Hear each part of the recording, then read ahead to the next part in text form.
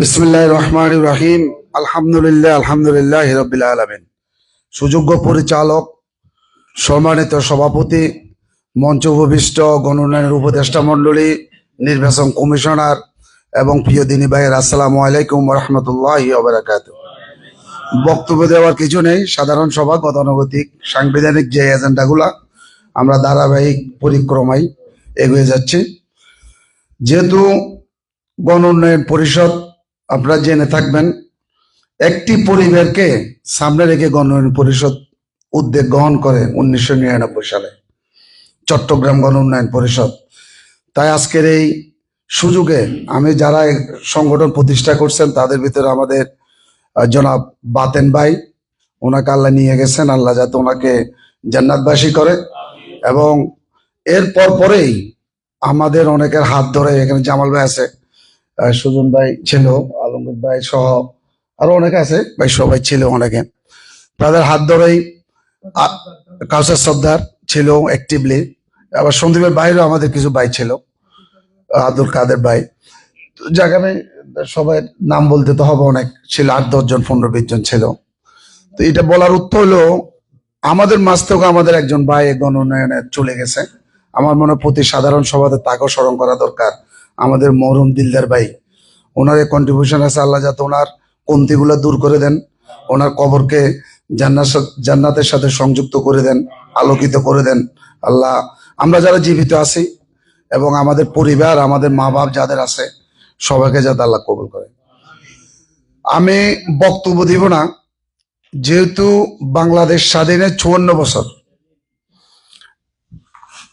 আমরা নিজেরা বলি বা জানি, গত 5 আগস্টের পরে আমরা মনে করি বাংলাদেশের মানুষ, যেটা হয়তো আমরা মনে করছি হয়তো আমাদের জেনারেশন হবে না, আরো 100 বছর 200 বছর হইতে পারে, এরকম একটা জিনিসকে আল্লাহ ইউটার্ন করে দিয়ে 5 আগস্টের মাধ্যমে আল্লাহ যে পরিবর্তন সাধিত করেছে আমাদের জেনজিদের মাধ্যমে, সেজন্য মহান রব্বুল আলামিনের কাছে আমরা কৃতজ্ঞতা জানাই।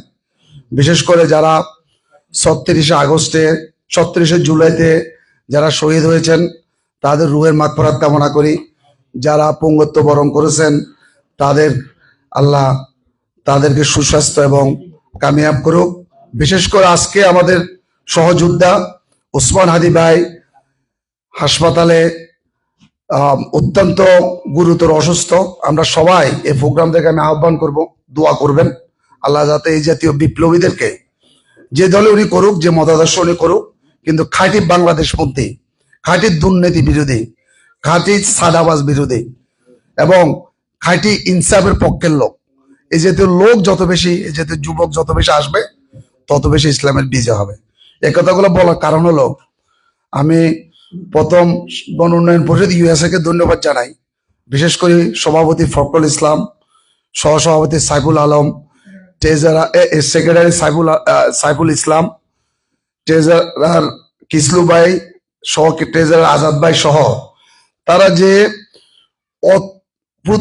মানে আমাদের যে কালেকশন 98% আমাদের ডিউস ফি পেইড, যেটা গণ উন্নয়ন আমার মনে হয় বিশ্বের যে কোনো সংগঠনের জন্য একটা অনুকরণীয় হয়ে থাকবে। তার জন্য আমি আল্লাহ শুকরিয়া করি, আপনাদেরকে কৃতজ্ঞতা জানাচ্ছি। এখন আসেন, একটু আগে আমাদের আলাউদ্দিন শিকদার ভাই কথা বলেছে, আমার মনে হচ্ছিল সুজন ভাই বলবে, তো আমি মনে হয় সুজন ভাইয়ের অনুমতি নিয়ে 2-1টি কথা বলি। আমরা যে কথাটা আমি বললাম 5 আগস্টের পরে, যেটা 200 বছর হয়তো আমরা চিন্তা করি নাই, আমরা কোনোদিন ভাবি নাই বাংলাদেশে ইসলাম বিপ্লব বা ইসলামিক ম্যান্ডেট নিয়ে আসতে পারে ইসলামিক দল।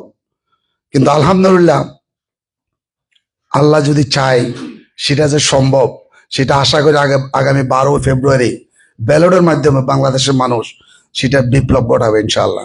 এবং আগামী বাংলাদেশ আমি সবসময় মনে করি, যেহেতু হাসিনা যে যাবে আমরা কেউ বিলিভ করি নাই 10 মিনিট আগে, এবং যাওয়ার পরও অনেকে বিশ্বাস করে নাই, এবং অনেকে তো আছে 1 সপ্তাহ পরও বিলিভ করে নাই, সকালবেলা উঠে এখনো মনে করে সত্যি কিনা, কিন্তু আল্লাহ সেটা করছে। তো ঠিক ইসলামের বিপ্লব এইভাবে হবে, যেটা ঢাকা ইউনিভার্সিটিতে হয়েছে, সবখানে হয়েছে। সবাই বলতো বাংলাদেশে ইসলাম কায়েম হবে, কিন্তু ঢাকা ইউনিভার্সিটিতে ডাকসুতে শিবির বিপিএসিএস হবে না, কিন্তু আল্লাহ সেটা তো করছে। তার মানে কি আগামীর বাংলাদেশ মানুষের মন মগজে ইসলাম পরিবর্তনের জন্য, নট নেসেসারি জামাত ইসলামী, কিন্তু ইসলামের পক্ষে, ইনসাফের পক্ষে, মানুষের যে জাগরণ, চাঁদাবাজের বিরুদ্ধে, দখলদারের বিরুদ্ধে, ন্যায়ের পক্ষে মানুষের যে জাগরণ, এটাকে আমাদের ক্যাশ করা। আমি মনে হয় সিরাজ ভাই এই বিষয়ে কথা বলে ভালো হবে ইসলামের আলোকে। আমি যদি ইসলামী বক্তা নই, আমার মনে আমাদের ইমানের দাবি, এটা আমি মনে করি একজন ক্ষুদ্র মানুষ হিসাবে, আমরা যারা এখানে আছি, আমাদের ইচ অ্যান্ড এভরি ওয়ান, আমাদের করণীয় কি? আপনি আপনাকে প্রশ্ন করেন, আমি আমাকে প্রশ্ন করি। আমি যদি অবহেলায় আগামী 12ই ফেব্রুয়ারিকে আমরা যদি অতিবাহিত করি, তাহলে আমরা আফসোস করব এবং আল্লাহর কাছে জবাব দিতে হবে আমাদেরকে, কারণ সুযোগ সবসময় আসে না। তাই যে সুযোগ আল্লাহ আমাদেরকে করে দিয়েছে, এটা কাজে লাগানোর জন্য, এটাকে ক্যাশ করার জন্য আমাদের বাইরে ময়দানে ঝাঁপাই পড়ছে, বিভিন্ন সারা ওয়ার্ল্ড থেকে, সারা জায়গা থেকে সবাই ঝাঁপাই পড়ছে। হিন্দু, বৌদ্ধ, সবার ভিতরে একটাই, যে নৌকা দেখেছি, দানশীষ দেখেছি, সবাই দেখা শেষ, দাঁড়িপাল্লার বাংলাদেশ, এটা একটা মানুষের থিম হয়ে গেছে।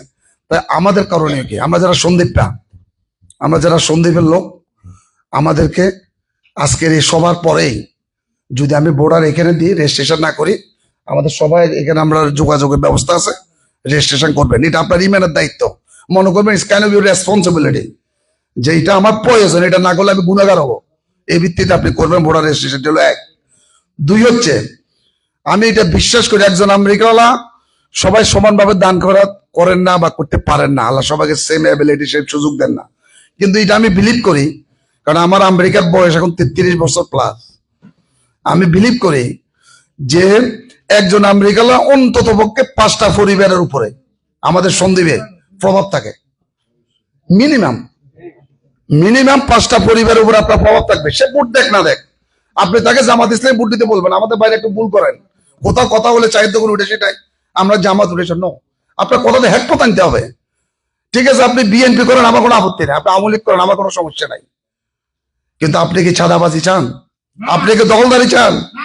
আপনি কি সুদ ঘুষ এগুলা চান? আপনি কি চান না আপনার নিরাপত্তা, আপনার মেয়েটা ঠিক মতো স্কুলে যাক? আপনি চান না আপনার সম্পদটা আমেরিকা থেকে যায়, আপনার সম্পদটা আপনার থাকুক? এগুলো চান কিনা? এগুলো কে চায় না?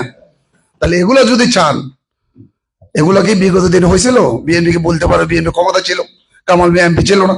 তো আমি জাস্ট বলতেছি কেন, আমি এই জন্য বললাম আমাদেরকে উদ্যোগ গ্রহণ করতে হবে।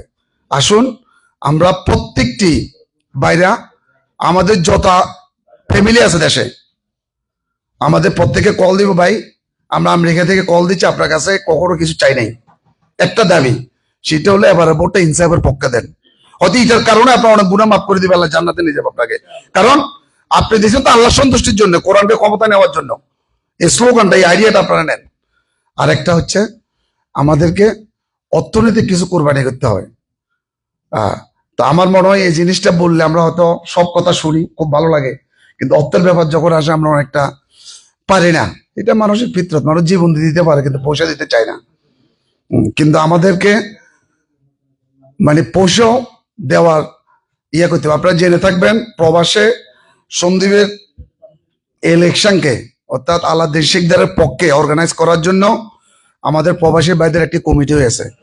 তার আহ্বায়ক হচ্ছে আমাদের সুজন ভাই, ওনার নেতৃত্বে আরো অনেক ভাই আছে, উনি এটার আহ্বায়ক। ওনার নেতৃত্বে আমরা একটা কমিটি করেছি।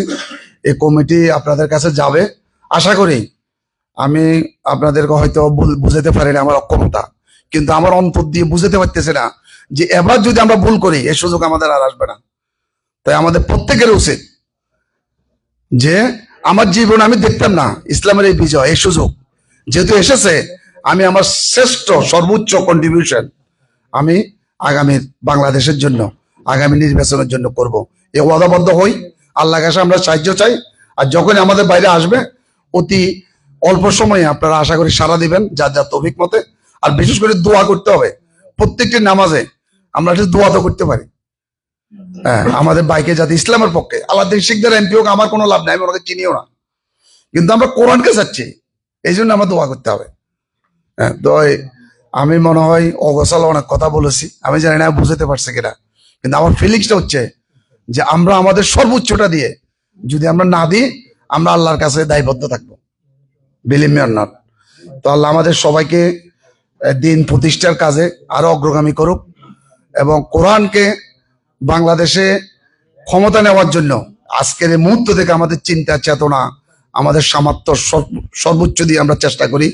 এই তৌফিক আল্লাহ আমাদেরকে দান করুক। সবাইকে আবারও ধন্যবাদ। আসসালামু আলাইকুম ওয়া রাহমাতুল্লাহ।